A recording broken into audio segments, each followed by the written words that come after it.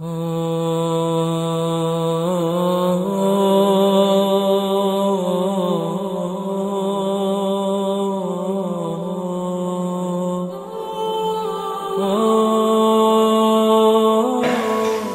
ingat ini betul ini.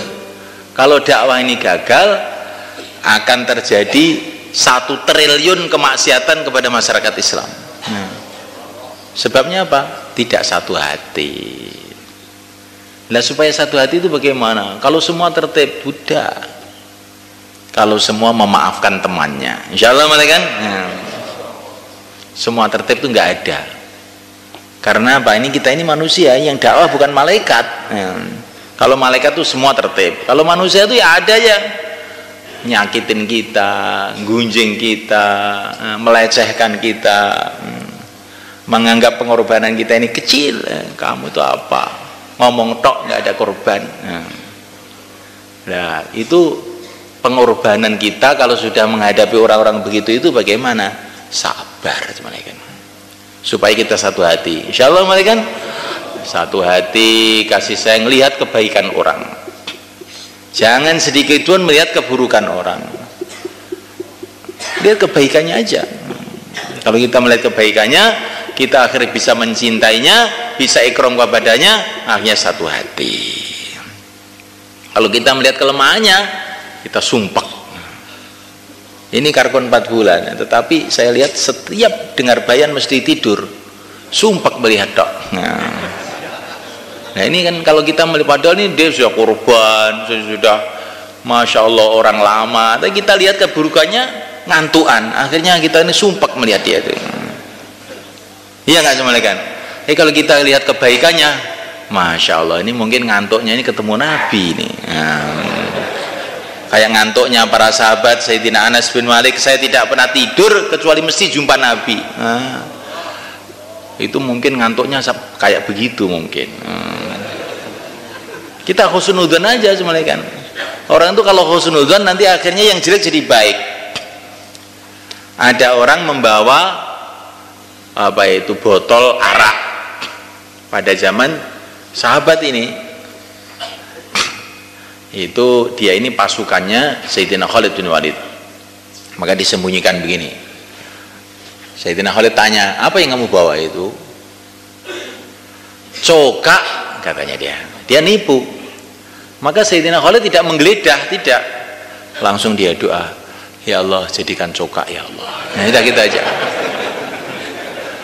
Akhirnya dia ke teman-temannya yang suka minum arak itu, dibuka, loh kok cokak? Maka teman-temannya pada, ini kamu suruh cari arak kok cokak yang membawa. Kena doanya Khalid. Nah, coba teman-teman.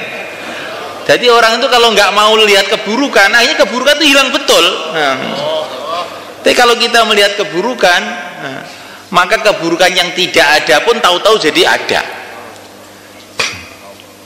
Al-Imam Asy-Sya'rani radhiyallahu ta'ala anhu, beliau mengatakan, saya punya teman-teman tuh asalnya bersih, tapi ketika dia mencari keburukan orang, tahu-tahu dia jadi jelek.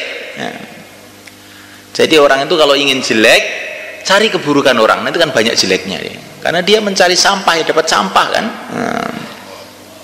Tapi kalau orang itu ingin baik, lihat keburukan orang, lihat keburukan, lihat kebaikan orang, lama-lama dapat kebaikan banyak dia, akhirnya dia meningkat. Insya Allah malaikat.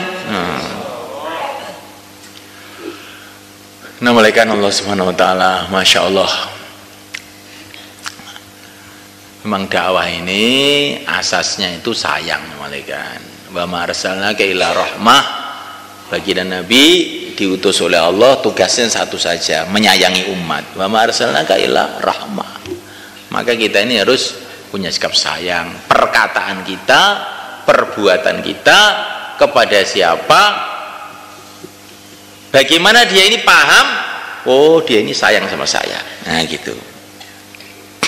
Seorang sahabat mengatakan, seluruh sahabat itu yang lama yang baru merasa orang yang paling disayang sama Rasulullah. Ini kita penting belajar ini mereka. Bagaimana teman kita ini merasa kita sayang itu loh, termasuk istri kita, termasuk anak kita.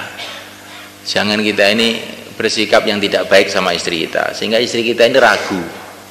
Sekarang setelah dakwah ini kok tidak sayang lagi sama saya. Mungkin dia keluar-keluar itu cari lagi mungkin. Nah, udah, kalau sudah begitu istri kita nggak percaya sama kita, kita target, lah itu sih memang ada maunya dia itu. Nah, kita nggak percaya. Nah, maka bagaimana kita tunjukkan kita ini sayang banget sama istri kita, sama anak kita. Rasulullah SAW menggendong cucunya Hasan Husain. Ini adalah yang saya sayangi di dunia ini, Hasan Husain ini. Siapa yang menyayangi semoga disayangi oleh Allah, kata Nabi. Begitu Nabi sayang sama cucunya, sayang sama istrinya, sayang sama sahabat-sahabatnya. Saking sayangnya itu semua sahabat merasa dia orang yang paling disayangi sama Rasulullah. Ini penting mulai kan. Ini kalau kita tidak ada suasana kasih sayang ini nggak akan bisa takaza. Bagaimana kita bentuk jamaah? Bagaimana kita akan mengumpulkan orang? Kita ini punya apa? Jadi kalau sudah sayang, orang itu ngumpul sendiri sama kan. Kalau sudah sayang ngumpul sendiri. Maka zaman Nabi, zaman sahabat itu nggak banyak mudzakarah tertib. Karena apa? Orang itu kasih sayang itu kuat sekali. Sehingga itu mudah, berangkat gitu aja. Lah kita ini tertib ini semuanya karena apa? Karena kita ini kasih sayangnya kurang. Kalau nggak diatur begitu tuh wabrakan satu sama lain nanti. Maka Subhanahu wa ta'ala munculkan kasih sayang nanti sedikit kita sudah paham. Orang itu kalau cinta kan dilirik kita sudah ngerti. Oh maksudnya begini, sudah ngerti. Tapi kalau orang itu marah, kamu targib juga nggak paham, dia malah marah lagi. Guru orang tua ini. Maka Subhanahu wa ta'ala tanamkan kasih sayang satu sama lain. Orang yang kasih sayang karena Allah akan masuk surga tanpa hisab. Masya Allah. Pada hari mahsyar ini diceritakan dalam kitab Al-Budur As-Safirah karya Imam Suyuti. Ada iklan. Silakan berdiri orang-orang yang kasih sayang karena Allah. Hendaklah dia masuk surga tanpa hisab.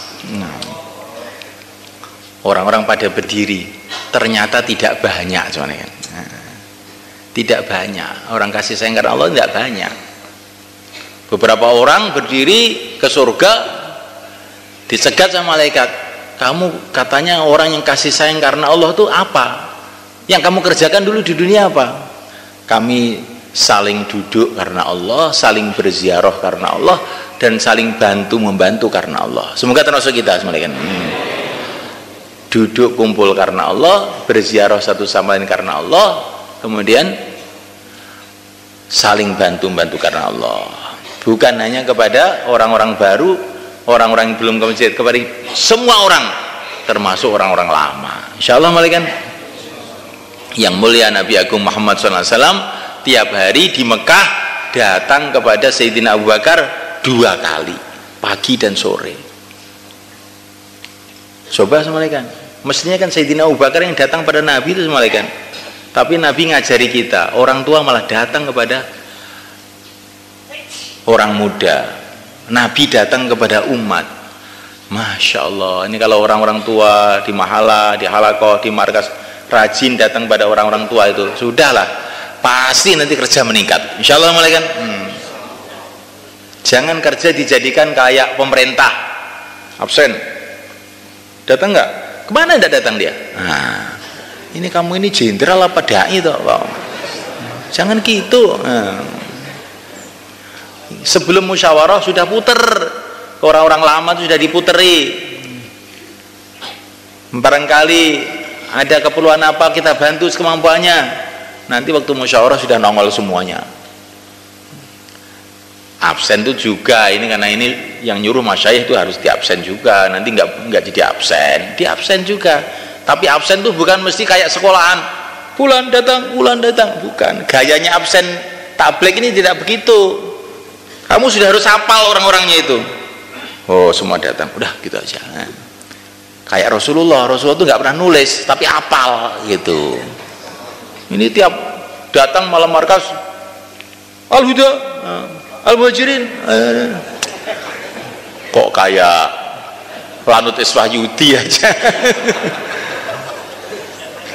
Yang di absen itu cuma 3 orang, tapi absennya tuh satu masjid dengar semua. Jangan gitu, apalin orangnya itu. Jadi ngabsen itu bukan mesti kayak militer begitu, nanti lucu jadinya. Ini dakwah kok ini opo ya. Apalagi orang-orang baru, wah nanti awas jangan ke markas, nanti di markas di absen loh itu. Nah, malah jadi dakwah itu yang bijak itu loh malaikat, yang tiru-tiru para wali gitu loh modelnya itu, menang-menang tapi jalan gitu. Jangan rame-rame tapi koyo mobil gogrek, gerak tapi malah orang melaku. Nah, bagaimana kita ini seng tapi jalan gitu loh. Nah, insya Allah malaikat. Nah, ya kita sekarang mau doa sama-sama. Hanya Allah yang bisa memahamkan kerja besar ini malaikat. Nah, terakhir amal infirodi kita harus kita jaga, sholat jamaah, zikir pagi petang, terutama tahajud kita. Baginda Nabi dikasih derajat menolong umat pakai syarat tahajud. Nah, diantaranya wa minal laili fatahajjad bihi nafilatan lak asa ayyab'atsaka rabbuka maqaman mahmuda. Jangan sampai tidak tahajud. Insyaallah malaikat.